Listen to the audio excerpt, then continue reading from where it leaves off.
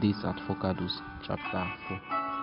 Jimmy arrived home from school to find his father in a foul temper. "Good afternoon, Papa," Jimmy said, but he got no answer. Mrs. Sholade whispered to him, looking harassed, "Daddy's traveling later this afternoon, and we are looking for his case. What do you want to eat?" Jimmy had felt very hungry, but now his appetite was gone. "Anything," he said. Had walked to his room. He lay on his bed, staring at the faded Tupac poster. Wally wasn't at home, but it seemed his father was always looking for an excuse to fly into one of his rages. "My briefcase," he heard his father snap. "Where is it?" "Not too difficult to guess since we have a thief back here. Only 2 weeks." A little while later, when he heard his mother call, "Here it is. This is it, isn't it?" Jimmy came out of his room. His father took the case and peered at it closely. "It would seem so. See," she smiled. "All it needed was a little more careful searching." "Please," he begged. "It's all the same. That boy would have taken it if he had seen it, or maybe he did. You are covering up for him." "Don't talk to her like that." Jimmy couldn't believe he had just said that. Mr. Solade stared at him. "What did you say?" he asked, and raised his hand to swipe at him. Mrs. Solade grabbed his hand. "Kola, please. He's only a child."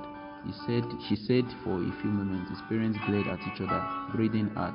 "You see, all of them bad," Mr. Sholade said, and he took his bag and stomped out.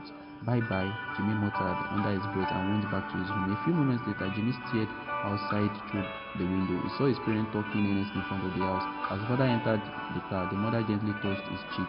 Jimmy wondered why. Later that afternoon, Wally came into the room. "The old lion has traveled," Wally said. "Hip hop, hooray!" In spite of himself, Jimmy laughed, but sobered up quickly. "Don't let mom hear. Little bro, you are too serious nowadays. I know you are a genius, but you need to lighten up sometimes. Anything bothering you, talk to your brother. Is it the chicks at school? Let an old pro give you advice." Jimmy laughed again. Then he said thoughtfully, "There's this new girl at school. She's really pretty, and you know."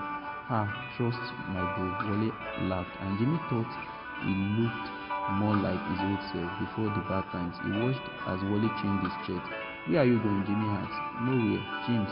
Can I get some cash?" "Not till you tell me where you are going." Wally hesitated. "Okay, you can come.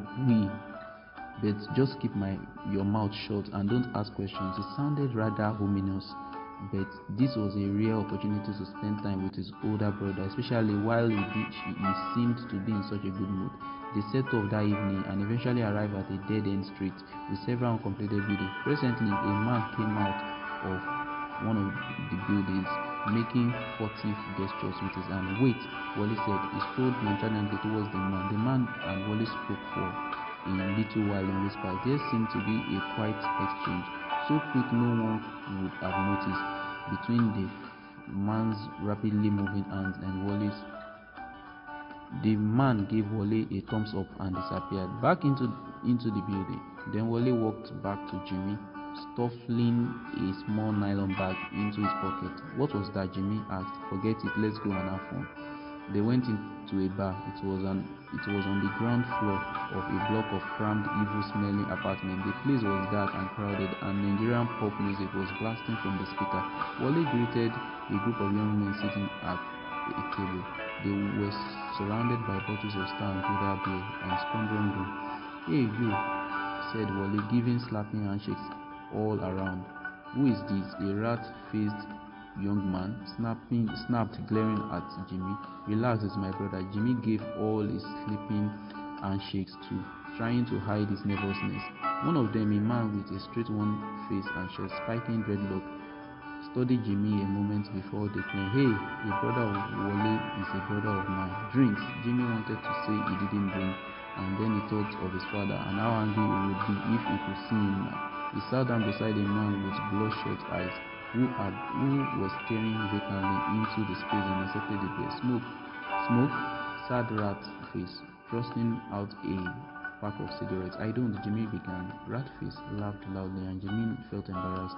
Wally half frowned at him, so he took a cigarette and joined in several rounds of drinks. "Look at your bro, Wally," said one of the men. "He's the man just like his brother." As they drank, Jimmy looked around the room and noticed something odd, half hidden in the dark corner of the bar. There were women standing with one leg thrust out. as if wanting someone. Jimmy assumed they were waitresses until one woman saw him staring and fixed with a sly gaze. He quickly averted his eyes, suddenly realizing who they were. The alcohol, the stale smell of cigarette smoke, the strange coded conversation, the dim lighting, and the continuous harsh beat of the loud music were starting to dull Jimmy's brain. Wally was talking earnestly with the dreadlock guy when Rat-Face jumped up and left the table. When he returned, he brought out a small wrap of a rolled paper and lit it. Sharp smell pierced the air. Jimmy recognized it was common smell among streetboys in bus stops and busy areas in the late evenings. Indian herbs. Suddenly he felt sick. What was he doing here anyways? He got to his feet in a little unsteadily. Wale, I'm going out, Jimmy said, but Wale barely noticed him. He was outside when he saw a black minivan pull up in front of the bar and uniformed figures began jumping out. His house started to come. Who is there? A torch flashed his face. Stop. Jimmy didn't want to wait. He ran. He saw other figures running as well. His heart was beating loudly as he jumped onto a lone rickety bus still plying the road at these late hours and rode it until he got to the stop nearest his home. He was still trembling when he got home. Then he thought about Wale and he felt ashamed for running away and leaving his brother like that. Wale came back after night. Jimmy jumped on his brother with relief. Relax, they found nothing on me. All they wanted was money. He then went to where Jimmy's junk and pulled out a packet. What was that? Jimmy sharply asked. What's that doing in my pocket? Nothing you need to know about. Jimmy suddenly realized, you put that stuff in my jean? What if the police had caught me? The wearing score. Jimmy wanted to jump on his brother and smash him with to pieces. You smoke? Cool. It's Wally laughed. Not unless you want your mama to hear. I will make it up to you. And he walked out. Jimmy's head was pounding and he wanted to throw up.